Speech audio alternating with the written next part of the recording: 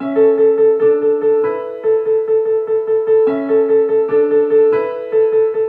to today's episode of Sitzprobe, where we talk about musicals. Woo-hoo! When I say we, I mean Joke, Evelien, Sam, and Clara in the backhand, but also, of course, me. Today we're talking about Dear Evan Hansen, and that is a stage musical that had its world premiere on July 15, 2015 in Washington, D.C. And it opened on Broadway in New York in December 2016, and also has a West End version in London that had its premiere in 2019. Both the Broadway and West End version are actually currently still running. So to give some other background info maybe, Dear Evan Hansen is composed by Ben Spacek and Justin Paul. I don't know if the listeners know who those people are, but I think they know the music because they are the composers of Greatest Showman music, the music in La La Land, the music in Smash, that's maybe for the real musical fans. And he also wrote the song Speechless for the Aladdin. Oh my god! Yeah. No way, I love that song! So I think they're more known than people think they are. Yeah, I think so. And also I found a very interesting story about the story of Dear Evan Hansen, where we will talk about later. It's based on Ben Spacek, so one of the composers' school life. Oh really? Yeah. I had no idea about that. It's an interesting thing to give to the listeners and to you. Yeah. But let's enlighten the listeners a bit more about the story then. So Evan is a teen who struggles with severe social anxiety. His therapist told him to write letters to himself, and one day he writes a not so positive letter to himself for his therapist. But Connor, who is a bully at school, he takes the letter, and a few days later he commits suicide, but he still has the letter. So his parents find the letter in his jacket. And they think that Evan and Connor are actually friends. So Evan starts making these fake emails to show that they were actually friends, even though it's a made-up friendship. He even starts the Connor project with two of his other friends. But then he gets so caught up in his lies that he comes clean, and then everything comes crashing down, and it's a mess. You could say that. And it all happens in Act 2. Yes. Yes. It does. That's when it goes down. Act 1 is fun, and then you have Act 2. And Act 2 you will cry. It's all fun and games until Act 2. Always. Definitely. The thing about this musical, the important thing and the good thing, is the way that it's social important. I mean, it's so important for a lot of people, and there are a lot of themes, societal issues coming into the musical, and everyone finds himself or herself or themselves in it. I mean, that's the strength of modern musical, I think, because there's been a shift from definitely. The old stories from Phantom of the Opera and the stories that never happened. To stories magical stories like this one, like Dear Evan Hansen, but also Next to Normal, Jack Little Pill now. They kind of deal more with issues that are going around in day-to-day life of everyone. Exactly. For example, anxiety, depression, and self-worth are definitely big themes in this one and in Dear Evan Hansen. And I feel like everyone can feel anxious sometimes, and it can be very relatable. So you're definitely right about this shift of the really glorified musicals and the ones where there's magical things in there, and maybe those themes are in there as well, but they're not as outspoken as in musicals like Dear Evan Hansen. I think the balance is, you're not going to hear me say that I don't enjoy the magic musicals, but I think the balance is a good thing. We have both, and we can choose from, do we want a magical story to end up in or to watch, or do we want something that is recognizable for everyone? And I think that's the balance and the choice we can make. I think that's an important thing of musical nowadays. Sometimes you need to see yourself portrayed, and sometimes you just need to have a good time, exactly, or just feel things, because musicals make you feel things. It makes you feel a lot of things. Definitely. Whether they're good or bad, both can just be a mix, like Dear Evan Hansen. Especially Dear Evan Hansen. I think we all were on a different place in life and time in life when we watched that musical for the first time, properly. Because I know we all listened to the music before we went to see it. I think we all have our different stories about how we experienced it. Yeah. I was in New York, and it was my very last week of my 5-month stay there. So I had one more chance to see a show, and the evening before the show was happening, I got lottery tickets. I went there all by myself. I sat by myself in the audience. So it was very, very emotional, but it was worth it so much. It was, I enjoyed every second of it. It's just something about the story and the musical coming together that gives you such a sad but also good feeling. I feel like you're already crying now. I'm on the verge, yeah. No, but and I also had Jordan Fisher as Evan Hansen, which is so amazing. He was such a great Evan. And I also got to meet him afterwards, which is even better. That makes me jealous. Yeah, me too. It makes the whole experience complete. Yeah. So my Evan Hansen was actually Sam Tutti. I think that's how you pronounce his name. But he's like part of the original West End cast. So I was so lucky that I got to see everyone from that cast. When I went to see it back in March 2020, I think we all kind of think of that time as the start of the pandemic, which of course was happening. But like you said earlier, Joke, I had been listening to the soundtrack for years, the original Broadway cast, and I loved it so much, and the musical hit so close to my heart because I had been in a dark time in the past where I too was feeling lost like Evan and Connor, and a musical like this it makes you feel like you're not alone, which is a very important thing in this musical. So you can just imagine how emotional that was, and then just putting that in the middle, like in the start of a pandemic, something that is going to change our lives. It's a feeling I think I will remember forever. Yeah, and then you have me. I mean, I never saw it live, and I'm still sad about it because I was going to London like a month after, after you went. But yeah, since we went in lockdown, I wasn't able to go there. I still have my Eurostar tickets. I don't know when I will go back, but but then Evelyn sent me.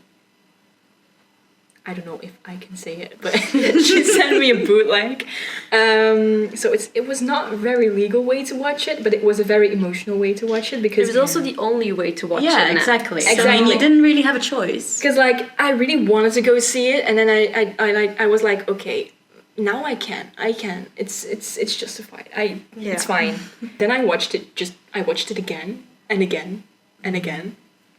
Yeah, but I think it's also just the songs are so beautifully written. The composers did such a good job in that, and especially now, there's this one song that everyone knows that is just amazing, and especially in this pandemic, it has been something that made us all feel more. You Will Be Found? Yeah, I feel like You Will Be Found is the anthem of 2020. It is. Suddenly it was everywhere. Every cast, they all got together online. They made a virtual version of it. Even the Belgian musical people, they all got together in one big Zoom call, and they all recorded it, and I feel like it just brought everyone together, fans and musical people, just in general. Even not musical people. Exactly. Yeah, exactly, because I feel like everyone has this need to be found, has the need to know that they are heard, that they are, that their feelings are valid, and You Will Be Found gives that feeling of... The lyrics in the song are just uplifting, but also sad, but also uplifting, It shows you that they know what you're feeling, but it also shows you that you're not alone. Yeah, exactly. You're not alone. That is it. That's it. So that makes it just wow. I can cry while thinking of it, but I can also sing and dance. It's happy tears. It's happy tears. Yeah, definitely. So we were discussing about picking favorites in the cast recording, and we couldn't agree. It's just impossible. There's so many good songs, and I feel like this is a no-skip album. No. It's just one of those, let's listen to all of them on different occasions. Yeah, definitely. Or just listen to all of it and then understand the story. Exactly. Yeah. But, I mean, if I put shuffle... it's a roller coaster. It's a roller coaster. Yeah. It's an emotional... We're not going to skip any song. Exactly. Because it goes from sad, where you have words fail, So Big, So Small, or Requiem. So Big, So Small it's my tear song. Exactly. It is. It comes on and I just... immediately recognize it, and I'm like, okay, not right now, I don't want to cry, but 1 minute in, definitely. But also just the finale is so beautiful, Yeah. isn't it? Oh, I just, love it. It just makes it all. It comes together in it, and it's a perfect ending. So yeah, I love that. Yeah, and I mean, even when you want to, not cry, or you want to cry happy tears, or you just want to, let loose of your frustrations, or you want to feel better or empowered. I mean, we've got You Will Be Found, as we talked about. Obviously. I guess good for you. I mean, What a bop! Oh my god, that's one of those sing along in the car songs where you just scream. Yeah, especially when you're angry. Yeah. It's like I'm gonna sing this. No one's gonna interrupt me. I'm gonna sing this. Yeah. Yeah, I mean, like if You Will Be Found does not do the trick of making you feel better. I mean, you have Disappear, another one that's so amazing, or Waving Through a Window. It's just, Iconic. yeah, it's so uplifting though, Yes. isn't it? It is. It's so beautiful. And you have like other happy, like real happy songs. Yeah, like like Anybody Have a Map or like Sincerely Me. There's so many. Yeah, I think Anybody Has a joyful Map. songs Have a as Map well. is like the perfect opener to a show. Yeah. Yeah. And Sincerely Me, I mean, we would be lying if we wouldn't like if we would say that we weren't singing all different parts of We've that all song. tried, I mean, we've all tried. Including the dance. choreography. Yeah, of course. For sure. You can never forget the choreography. Please, for if you Sincerely don't know Me. what we're talking about, please look this up. Yeah, it's definitely on YouTube somewhere. Now let's see how well you actually know Dear Evan Hansen. Not just the story, but everything around it. Okay. Okay. That's gonna be tricky. Yeah. Let's go. So I got 10 questions. I'll ask each of you a question and then you just give me the answer. Okay. Let's see, Lindsay. In what year did Dear Evan Hansen have its premiere? Oh, I did say this earlier. 2015, I'm pretty sure. Correct. Woo. Yes. Well, I had to say it earlier, so I mean. Yeah, true. So, Joke, Yes. which Evan Hansen was Benji Applebaum in Pitch Perfect? I know this because I love him. It's Ben Platt. It is. Good job. Yeah. All right. So, Sam, how many Tony Awards did the show win in 2017? They won 6.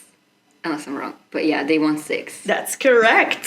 Good job. Wow, how do you know that? It's standard knowledge. I was gonna say like 5. That was close, but.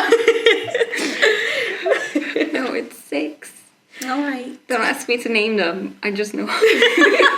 You just know the amount. Yeah. Okay. Maybe next time question for the titles, I guess. Yeah. Yeah, exactly. So, Joke, what are the names of Evan's actual friends? But actual friends is like difficult to. But I know he has Alana, which is his cool friend, kind of friend, yeah. Then you have Jared, his family friend, but also like a friend. I don't know how to put it, but let's say that. Connor, I don't think is really a friend, but I mean you can. And then Zoe, of course, Zoe. Of course. So I think that's that. That's correct. Yeah. Yes. Okay, Sam, where did the global premiere of the show take place? In Washington, D.C. Correct. Ding, ding, Yeah. ding, ding, ding. All right. And then, Lindsay, who was the youngest actor to play Evan Hansen? I genuinely, I can see his face in front of me, but I cannot come up with like the name Oh, I for think life I of me. know. I'm not sure. You do? Is it who I think it is? You can try. Is it Andrew B. Feldman? It is. It is. It's Oh, tiny okay. little I Andrew. can see his face in front of me, but I couldn't remember the He name. was still in high school. He was still doing classes during his That's run. crazy. 16, right? Yeah, Like, 16, 17. That is crazy. It I mean, was it fits the crazy. part because that's a guy Exactly. in high school, so that's yeah. So this is a bit of a weirder question. So, Lindsay, which character actually acts for 3 in the musical? I do know this one. Connor, of course, because he is himself as, the person that everyone knows and that is in the beginning. But then also there's this imagination of how, like during the email writing in Sincerely Me, how Jared and Evan see him. But then there's also, of course, the version that his family remembers, I guess. Yeah. Yeah, So that's- exactly. Yeah, okay. Exactly. He's also smart. Yeah, thanks. Okay, so Sam, what theater does Dear Evan Hansen play at in New York? If I remember correctly, it plays at the Music Box Theater. It does. Correct. Have you ever been there? No. Do you want But to I go do like there? the name. I like the name a lot. Because it reminds me of Anastasia. Yeah. Because it's like the Music Box and it's a theater. And also because my grandma used to, like, she gave me a music box when we were little, so I just love That's music boxes. adorable. That is cute. I love that. Today has been a good day, and here's why. We had a wonderful episode of the Sitzprobe podcast talking about all things Dear Evan Hansen, the amazing composers, the heart-wrenching story, how important this musical is, how it makes us feel, and the songs you should listen to when you're feeling some type of way. And of course, don't forget to keep an eye out for the upcoming film if you love this musical. September.